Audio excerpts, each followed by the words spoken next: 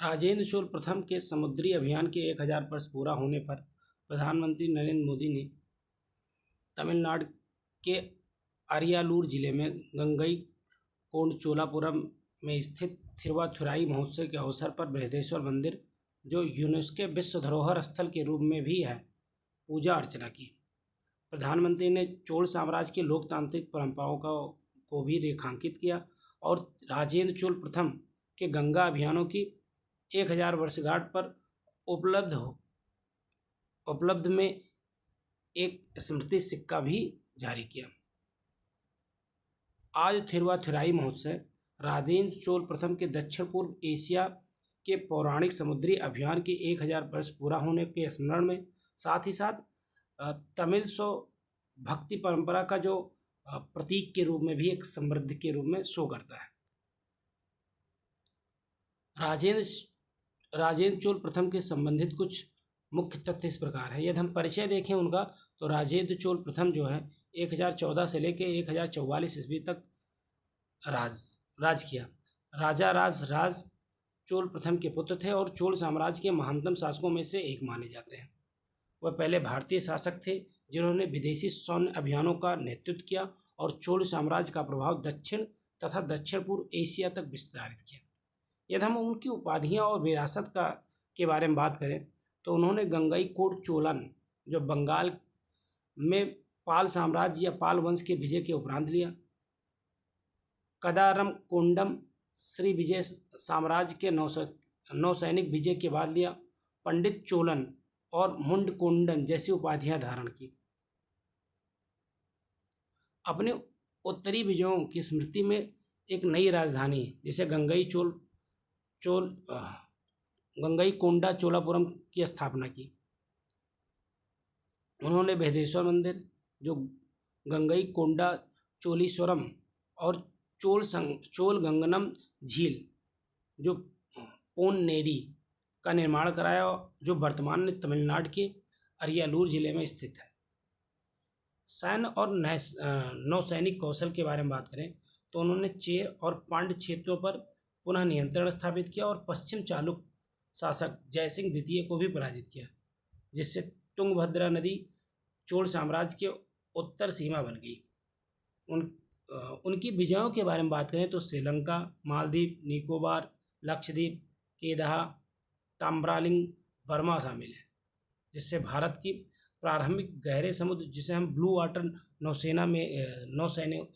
नौसेनाओं में से एक का गठन हुआ। अब व्यापार, संस्कृति और प्रशासन के बारे में बात करें, तो उनके शासनकाल में मणिग्रामम और अय्यावोले जैसे तमिल व्यापारी संघों का विकास हुआ, जिससे चीन और दक्षिण पूर्व एशिया के साथ व्यापार और सांस्कृतिक आदान प्रदान को प्रोत्साहित किया गया। उन्होंने शैव धर्म को बढ़ाया, चीताम्बरम के नटराज मंदिर का संरक्षण किया और फिर वैष्णव और बौद्ध धर्म के प्रति भी सहिष्णुता बनाई रखी। चोल साम्राज्य के बारे में देखें, चेर और पांड्य के साथ 3 प्रमुख तमिल राजवंशों में से एक था। दक्षिण भारत में सबसे लंबे समय तक शासन करने वाली शक्तियों में शामिल रहा। इसकी स्थापना 9वीं शताब्दी के आसपास विजयालय चोल ने पाल्लवों को पराजित करने के बाद की। यह साम्राज्य दक्षिण भारत, श्रीलंका और दक्षिण पूर्व एशिया के कुछ हिस्सों तक फैला। राज चोल प्रथम और राजेंद्र चोल प्रथम के शासनकाल में यह अपने चरम पर पहुंचा, जो अपनी सैन्य विजय और उत्कृष्ट प्रशासन के लिए प्रसिद्ध है। 13वीं शताब्दी में पांड्य साम्राज्य के पुनरुत्थान के साथ चोल साम्राज्य का पतन शुरू हो जाता है। अब प्रमुख शासक के बारे में बात करूं, विजयालय चोल जो संस्थापक थे और तंजावुर पर अधिकार किया था। आदित्य चोल प्रथम पाल्लवों को पराजित किया और तोंडई मंडलम पर कब्जा किया। परांतक चोल प्रथम जो थे कई युद्धों में विजय प्राप्त की और रणनीतिक गठबंधन बनाए, किंतु तक्कोलम के युद्ध में पराजय हुई। राज चोल प्रथम बृहदेश्वर मंदिर का निर्माण कराया और साम्राज्य का विस्तार किया। राजेंद्र चोल प्रथम जो थे वो समुद्री विजयों सहित राज चोल की विरासत को आगे बढ़ाया। कोलोत्तुंग चोल प्रथम प्रशासनिक ढांचे को सुदृढ़ किया और व्यापार को बढ़ाया। राजराज चोल द्वितीय जो थे चोल साम्राज्य के, इनके शासन में चोल साम्राज्य बेसिकली देख लो कि पतन की ओर चलना स्टार्ट हो जाता है। हम चोल राजवंश और राजा राज प्रथम और चोल प्रशासन के बारे में भी, सबसे पहले चोल प्रशासन और वास्तुकला की प्रमुख विशेषताओं के बारे में बात करें। प्रशासन देखें तो केंद्रीकृत राजतंत्र के लिए विकेंद्रित शासन व्यवस्था।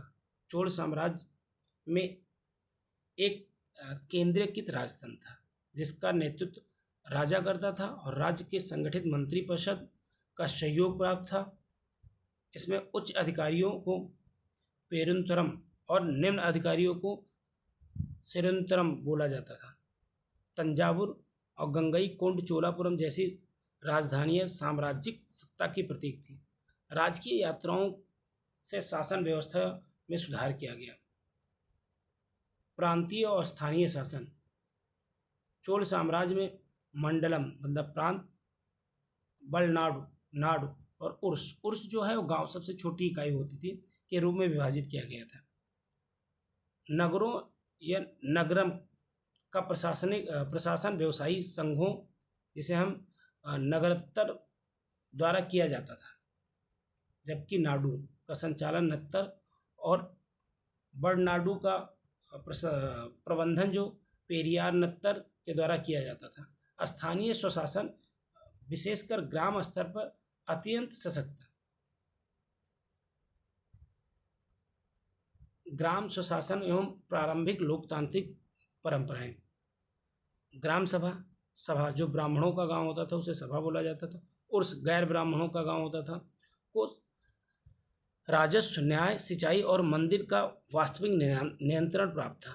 एक विशिष्ट कुदाबुलई प्रणाली जिसे ताड़पत्र मत प्रणाली के रूप में भी जाना जाता है के अंतर्गत पात्र उम्मीदवारों के नाम एक पद पर रखे जाते थे और सार्वजनिक रूप से एक बालक द्वारा उनका चयन किया जाता था, जिससे ग्राम चुनावों में पारदर्शिता सुनिश्चित होती रहे।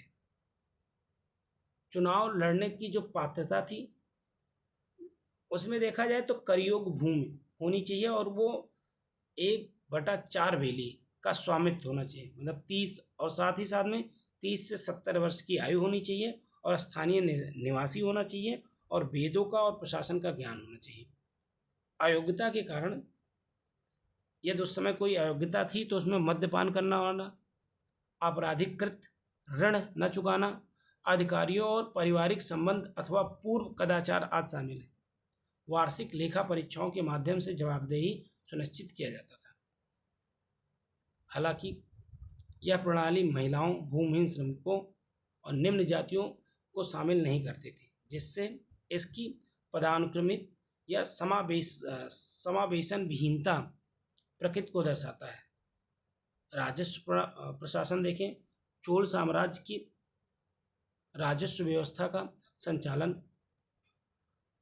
पुरबुरुथिकैक्सन नामक विभाग द्वारा किया जाता था, जो भूमि के सर्वेक्षण और वर्गीकरण का कार्य करता था। मंदिरों की भूमि और उरनट्टम जिसे आवासीय क्षेत्र बोला जाता था, ये दोनों करमुक्त होते थे।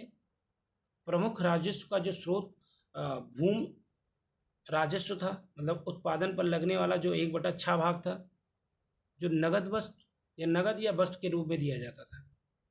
अन्य करों में चुंगी, सीमा शुल्क, व्यवसाय कर, विवाह शुल्क और नमक उत्पादन क्षेत्रों पर कर आदि की शामिल किया गया था। कुलोत्तुंग प्रथम ने चुंगी कर समाप्त कर दिया था, जिससे उन्हें सुंगम तर्तिक चोलम की उपाधि दी गई थी। राजकोषीय बैग में राज दरबार, सेना, सिंचाई, सड़कें और नहर शामिल थी। सैन्य प्रशासन की बात करें तो चोलों ने एक सुदृढ़ 4 शाखाओं वाली सेना बनाई थी, जिसमें पैदल सेना, घुड़सवार सेना, हाथी दल और नौसेना शामिल थी। प्रमुख सैन्य इकाइयों में राजसी सेना थी और राजा के अंगरक्षक भी शामिल थे। प्रशिक्षण की जो व्यवस्था थी वो कड़कम मतलब छावनियों की में की जाती थी, और चोलों की नौसेना अत्यंत शक्तिशाली होती थी, जिससे बंगाल की खाड़ी पर प्रभुत्व स्थापित किया और श्रीलंका दक्षिण पूर्व एशिया में चोल प्रभाव को सुनिश्चित किया। व्यापार और आर्थिक प्रशासन देखें तो आंतरिक व्यापार का संचालन मणिग्रामम और अय्यावोल या नाना देशिस जैसे शक्तिशाली व्यापारी संघों के माध्यम से किया जाता था। शहरी व्यापार निकाय जो थी नगरम ने नागरिक एवं आर्थिक प्रशासन में महत्वपूर्ण भूमिका दिखाई। चोलों के बंदरगाह जैसे पुहार ने पश्चिम एशिया, चीन और दक्षिण पूर्व एशिया के साथ संपन्न समुद्रिक व्यापार को प्रोत्साहित किया। निर्यात देखा जाए, निर्यात वस्तुओं में वस्त्र, मसाले, रत्न आदि शामिल थे, जबकि आयात में विशालतापूर्वक वस्तुएं, घोड़े प्रमुख थे। शहरी व्यापारी संघ जिसे हम नगरम बोलते हैं ने नागरिक प्रशासन में भी सहयोग प्रदान किया। चोल कला और वास्तुकला, द्रविड़ शैली में वास्तुकला का उत्कर्ष चोल काल में हुआ। इसकी विशेषता विमान, जैसे गर्भगृह के ऊपर जो मीनार बनाई जाती थी उसे ही विमान कहते हैं। मंदिरों में आमतौर पर विमान, अर्धमंडप, महामंडप और नंद मंडप जैसे घटक शामिल थे। प्रारंभिक उदाहरण में थर्मलाई, कोंडामलूर, श्रीनिवास नल्लूर के मंदिर शामिल हैं। प्रमुख मंदिर जैसे बृहदेश्वर मंदिर जिसे जो तंजावुर में है, जिसे राजा राज चोल प्रथम ने बनवाया। गंगई कोट चोलापुरम मंदिर जिसे राजेंद्र चोल प्रथम ने निर्मित कराया। ऐरावतेश्वर मंदिर दारासुरम ने कराया। कंपहारेश्वर मंदिर जिसे त्रिभुवनम के नाम से जाना जाता है, चोल वास्तु की अद्वितीय भव्यता का एक प्रदर्शित करता है। तंजावुर और गंगई कोंड चोलापुरम जैसे मंदिर की विशाल और अत्यंत सूक्ष्मता से निर्मित शिल्प से अलंकृत किया गया है।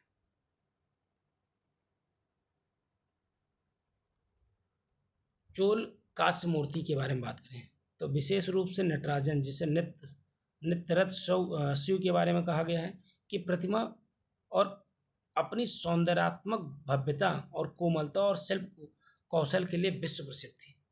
चोलकालीन चित्रकला जो मंदिरों की दीवार पर नृत्य मैलने और तंजावुर में पाई गई, जो धार्मिक और लौकिक मतलब सांस्कृतिक और सामाजिक दोनों प्रकार के विषय वस्तु दर्शाती है। बृहदेश्वर मंदिर जैसे गंगई कोंड चोलापुरम मंदिर अरियालूर में जो है